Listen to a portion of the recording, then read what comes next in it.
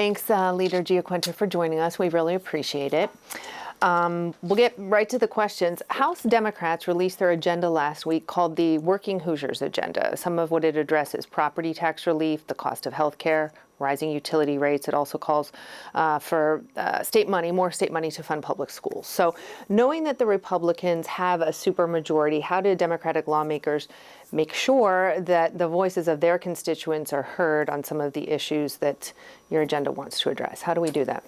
Well, let me first say, coming off the election, for those of us, many of us that go door to door and have talk to voters and have town halls and voter forums, those type of things, what we hear mostly is the cost of living is just too high for a variety of sources, whether it's property taxes, healthcare costs, and other things. And so we want to make sure that we're addressing those issues. And we're going to do that either via filing bills or just the process of working through the budget and making sure that the things that we want to emphasize, which is lowering the cost for Hoosiers, any chance we can get, we will do that. Again, we can do that through the committee budget process on the House floor, things like that. So we'll make sure that we get these things out there and give our Republicans a chance to assist us and get these things done. House Republicans laid out their agenda yesterday. In some cases, you both agree on what some of the problems are and what should be done about those problems. You both agree Indiana needs to address housing and build more houses. You both agree that healthcare costs are too high and something needs to be done about insurance premiums. So where do you see an opportunity to come together with Republicans on these issues, housing, healthcare costs? Where can you come together? Well, to start, we've worked with the Republicans in the past with regards to healthcare billing transparency, and a lot of the focus the past couple of sessions have been on hospital cost, and so while we agree with that, we also know that insurance plays a great role in this, and the cost of insurance is extremely high. The pharmacy benefit managers, PBMs as they're called, again, it's kind of the middle person there. A PBM works with regards to drug companies and pharmaceuticals. And do they artificially raise prices, things like that. So I think that there is an opportunity there to work together, I really do, with our Republican counterparts on healthcare costs, because we've done it in the past.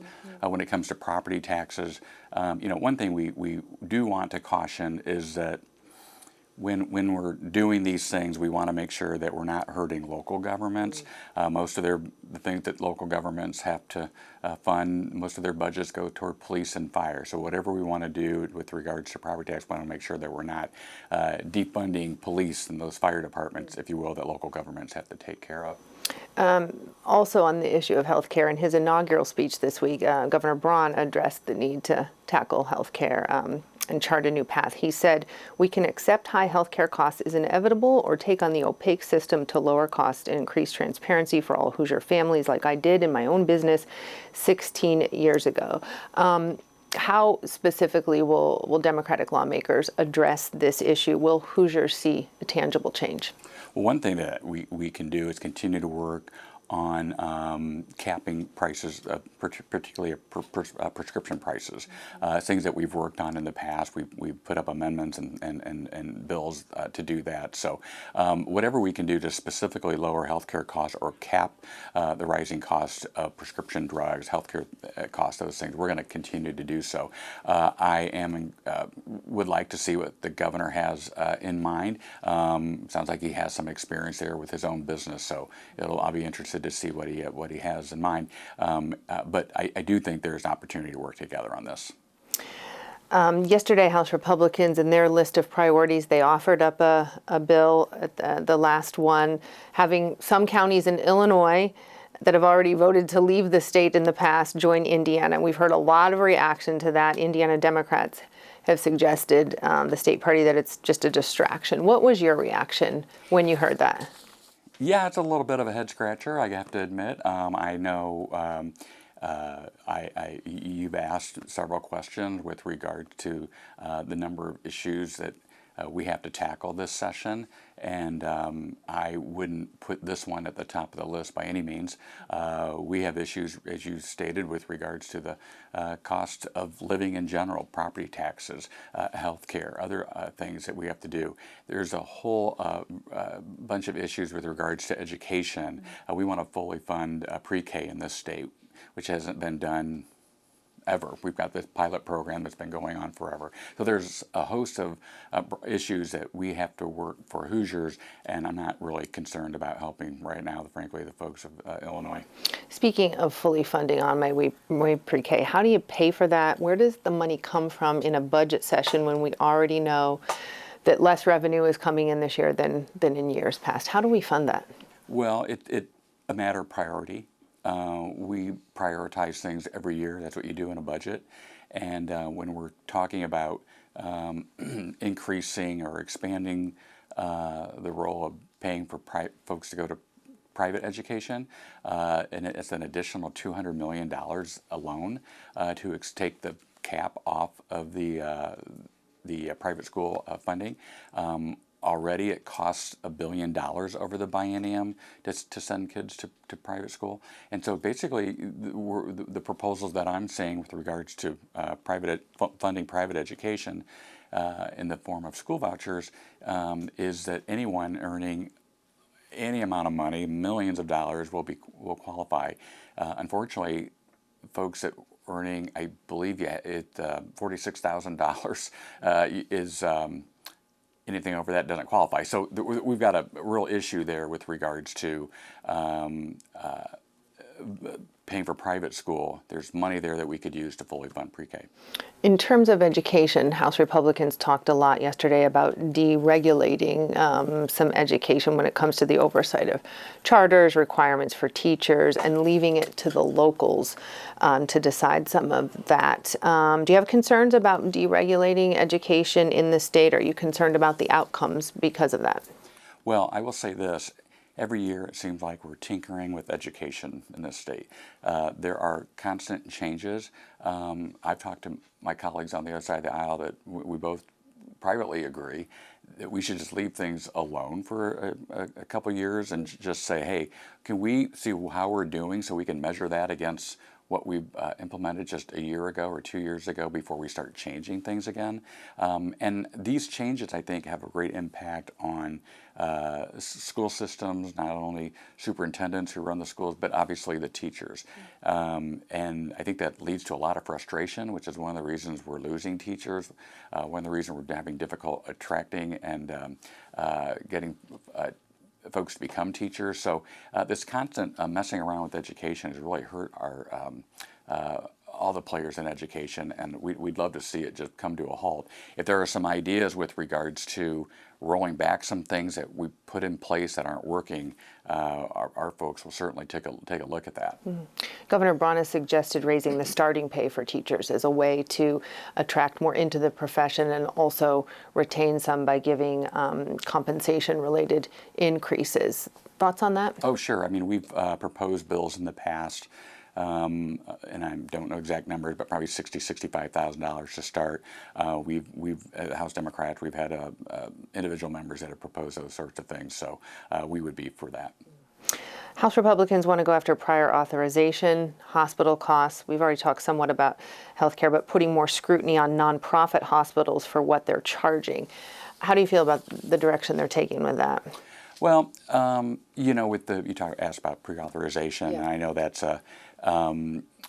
it's a little delicate situation. It's a little tricky too between what the insurance companies are going to cover and what doctors are recommending and things like that. There've been quite some studies on this, and I'm very anxious to see how the if there anything will develop on this. I believe there are some. I think the Senate's going to start taking a look at that, so I'll be kind of anxious. And frankly, whatever we can do to help lower the costs of health care, I'm personally going to be for. Indiana Black Legislative Caucus released their agenda yesterday. They have a series of bills that address issues of mental health, specifically for postpartum moms. At a time when Senate Republicans are talking about cutting Medicaid costs, is there room in the budget to do some of the things that they have in their agenda? Well, I always like to say where there's a will, there's a way. Again, it's about priorities, and we don't hesitate to spend millions of dollars on giving millions of dollars to IEDC, the Economic Development Corporation. There's obviously I mentioned money for send kids to private school. I mean, there's dollars there to get these things done. Mm-hmm. And I will tell you, the things I always like to emphasize too is the more we invest early in whether it's early in pre-K education, early in the healthcare for moms, things like that, we're going to have much better outcomes as we move down the road in life. And I think more investment up front is always a good thing.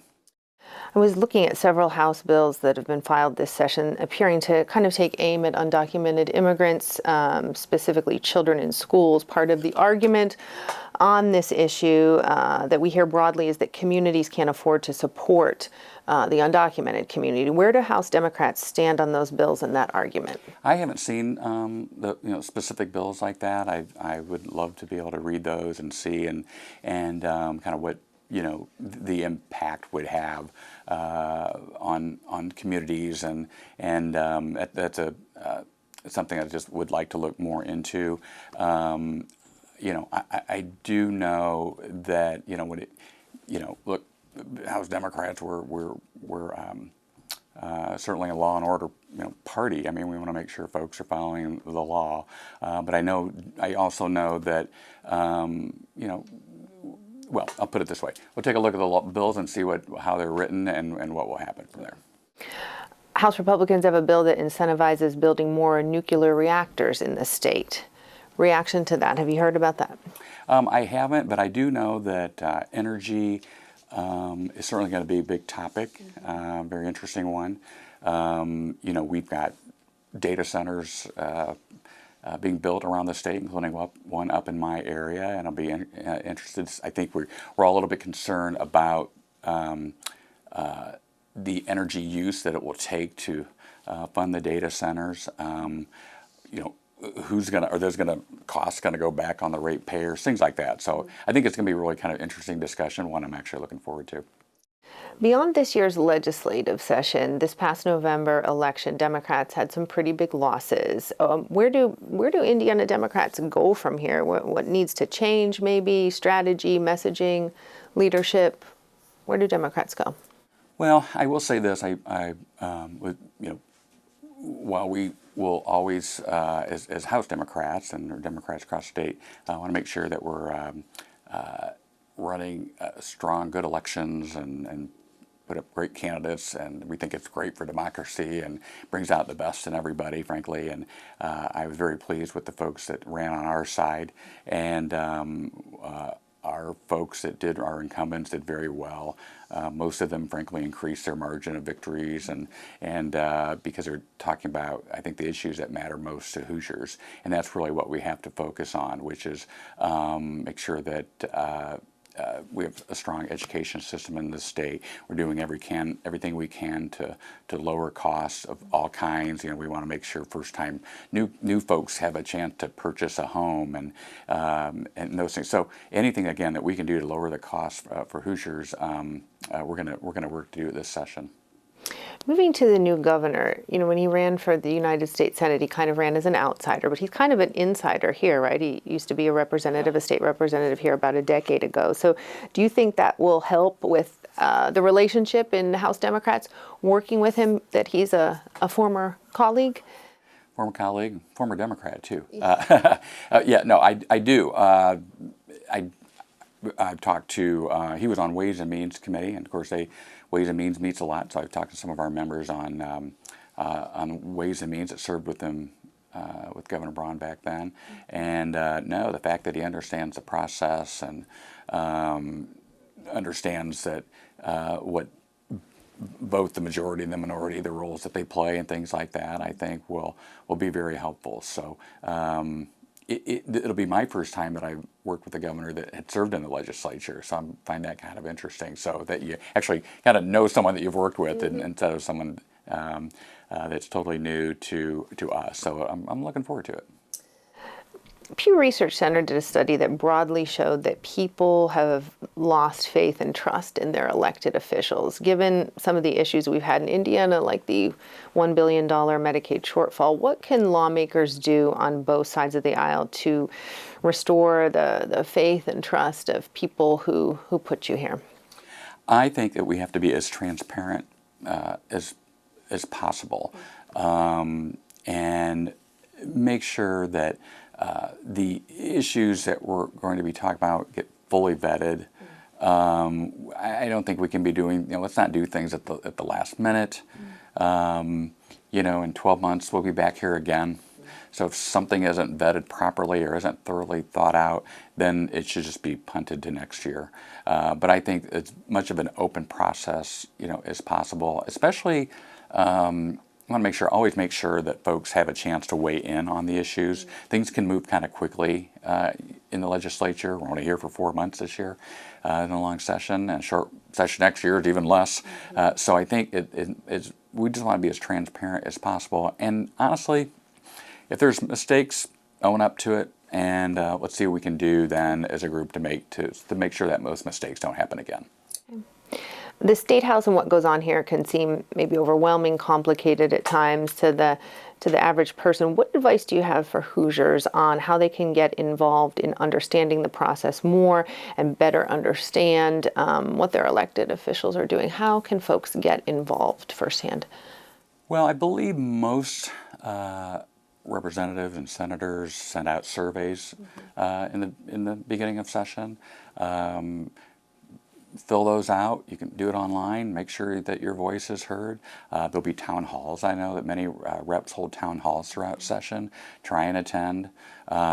There's so many ways to communicate now, much more than when I first started, via emails and texts and all those things. So, do your best to reach out and make your voice heard. And so it's two-way street. I think representatives, senators should make themselves available, but then of course citizens have to do their part too by letting us know how they feel about these issues. And I for one personally really like it when they do, and I love the back and forth. And that's how I learn the most of what folks are feeling out there. Does it help you bring a better understanding than when you're talking about a certain bill or certain needs that constituents have, to have those firsthand voices? No question. Whenever whether you're presenting a bill, if you can bring real life experiences to that, or an amendment, or arguing for or against anytime you can bring real life experiences, the better. I think it really hits home more, and that's why I think it's very important to hear from folks out there. Well, I think that covers it for us. Is there anything else that you would like to add that I haven't thought to ask, that get to the heart of the matter for you, for Democrats, for? Yeah, no, the only thing I would add is that, and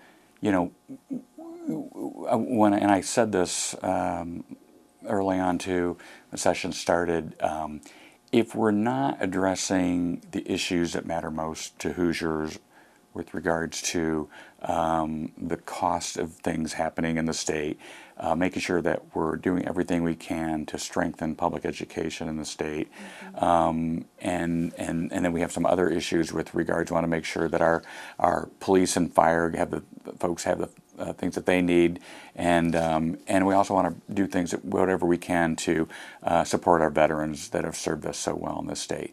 So if we're not really addressing those issues, then I always sort of ask my question then to myself, why are we here? And those are the type of things, I think those are the issues that we need to really focus on, and that's what House Democrats are going to do. Okay. Thanks, Leader GiaQuinta, for joining us. We really appreciate it. You're welcome. Thanks.